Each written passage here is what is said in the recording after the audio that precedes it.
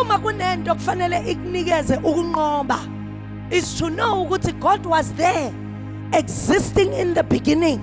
Ubekhona eqaleni, uma ebekhona eqaleni namanje usasekhona and uzoqhubeka bekhona. So ngamanye amazwi ayikho into ezokwenza njani ezokuhlula because uhamba nomuntu obekhona nini bazalwane eqaleni. Nikhona bazalwane. Uma sizalelwa sibe nabazali. Uma amehlo omuntu evuleka phambi kwamehlo abone umama. Marumama nyamalala. Marumama ashone. Marumama kwenzeka ngabibikho. But ukuthi umama walomuntu ushonile uyaqhubeka aphile. Akaphili ngoba udla iphalishi.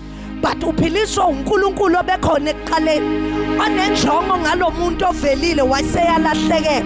Uphiliswa uNkulunkulu obekhona ekuqaleni owaziyo amaplan ngalomuntu lophilayo ongasena mama ongasena baba. And impilo bese yenze njalo bazalwane bese iyaqhubeka. There's a lot of things lezo zilahlekele along the way. Makunento eyodwa ongamelanga ikulahlekele. Akumelanga ulahlekele uNkulunkulu. Ningalahleka imali iphele mara uNkulunkulu akangalahleki because uNkulunkulu obekhona eqaleni. Hey ungalahleka umsebenzi mara uNkulunkulu akangalahleki ngoba uNkulunkulu uyakwazi ukuwenza umsebenzi ongekho awenza ubekhona. Hey ungalahleka kulahleka abangani mara uNkulunkulu akangalahleki ngoba uNkulunkulu is greater than abangani abaphinde bajike bavukela wena yena akakushiya akakuyeki. Uthi uJehova ungumalusi wakho umunaye awuyi kuswela. The God who was there in the beginning. So if uNkulunkulu abekhona eqaleni kungaqalanga lesimo obhekene naso, kungaqalanga lo myeni wakho lobe naye waseyakushiya, kungaqalanga le hlobo ufike wayithola zikhona zase ziyakushiya, you can conquer, you can do anything. Bese lithi iBhayibheli, I can do all things through Christ who gives me the strength. Ningakwenza konke ngoKristu ongipha ini bazalwane amandla, because he's the God who was there in the beginning. So namhlanje ngizothi kuwena be revived. Let's zinto ofuna ukuzenza isengenzeka. It's not too late.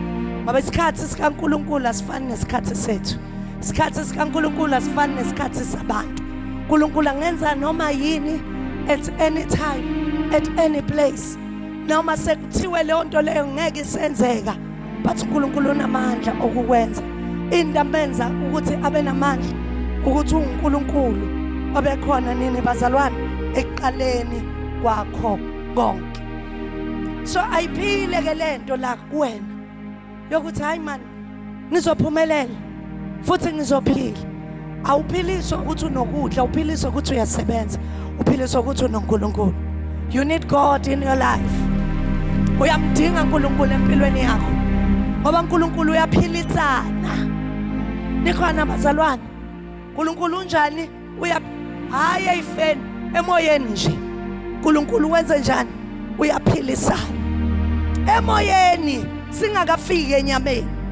Uthi uzwa sewumoya wakho sewuphansi, uzwa ukuthi hey ngathi nethemba seliphelile. Athi nginguJehova uNkulunkulu wakho, angikushiya ngiyukuyeka, ngiyokuba nawe nayi kuphi la uyoba khona. uNkulunkulu uyaphilisana sewedwa. That's why indaba yokholwa kwakho akumelanga incike emntwini. That's why kunevesi elithi themba kuJehova ngayo yonke inhliziyo yakho nangakho konke ukuqonda kwakho. Ngoba once waze wancika enqondeni kwabanye abantu, ila uzolahleka khona, ila uzoba disappointed khona, ila izinto uzoyibona ngazathi zinjani bazalwane azenzeki. Nikhona bazalwane, bengibuya kwi-night prayer manje eBhizana, nangiza nangivula ifoni yami ungena ama message angisazi ukuthi ngizophendula yiphi ngeke mari ngiphendulele i1 yomuntu othi kusukela izolo ngifunana nawe kuze kube manje angikutholi. Sengiyamfonela ngiyambuza inkinga yini? Hayi umntwana ubegula. Uthi hayi mama alendlela obegula ngayo ngibe sengenza lento wangifundisa yona. ngoba kunabantu abakholela ukuthi into ngeke yenzeka angakabizi ubani. But kumele ufike kwi-level yokumthemba uNkulunkulu ukuthi uyakuzwa uwedwa. Ningizwanga bazalwane. Uyakuzwa uNkulunkulu unjani? Uwedwa. Uyakuzwa, awukho umkhuleko othandazayo uNkulunkulu ubukela phansi.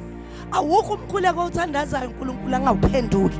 uNkulunkulu uyakuzwa mama sewedwa, ivoice ingasaphumi kahle igedezela, mara uyakuzwa uNkulunkulu uwedwa. But udinga umuntu omthembayo ukuthi naye mbiza uyamthemba yini ukuthi uzovela, naye mbiza uyamthemba yini ukuthi uzophendula, naye mbiza uyamthemba yini ukuthi uzoyenza lento enjani afuna ukuthi yenzeke. Nikhona bazalwane? Trust in the Lord. Mthembe. Simthemba ngoba uNkulunkulu obekhona ekuqaleni. Kungakabikho lutho yena wayekhona. Bese lithi iBhayibheli wadala umhlaba nezulu. Hayi bazalwane. Waseyadala ngoba yena wayekho. Ayithi badala. Lithi yena nje yedwa.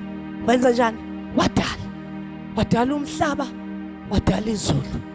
So umhlaba yila mina nawe siphila khona. Kudalo bani bazalwane? uNkulunkulu.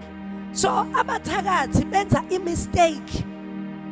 Nabantu abalwa nempumelelo yakho benza imistake ngoba balwa nawe emhlabeni kaNkulunkulu, hayi emhlabeni okungowabo. They might think they will succeed. They can't succeed. Bekumele balwe nawe emhlabeni wabo. Manje balwa nawe emhlabeni kaNkulunkulu odalwe uNkulunkulu. Bese lithi iBhayibheli lo mhlaba uyisenabelo seyinyawo zakhe. Ngaze ngayibuza ngathi uNkulunkulu wayangathathanga isifuba sakho sibeke emhlabeni. Ngathi uNkulunkulu wabona ukuthi thina siyotefa kakhulu, siyofuna ukukhala ngoba sazi ukuthi isifuba sakhe sisemhlabeni. But ukhetha ukuthi inyawo zakhe azibe semhlabeni ukuze akhahlele wonke amadimoni lesibhekana nawo, akhahlele bonke ubunzima esibhekana nabo, akhahlele zonke inkinga esihlangabezana nabo, akhahlele konke ukugula esihlangabezana nabo. So kulomhlaba okuwona uNkulunkulu khona. Nikhona bazalwane?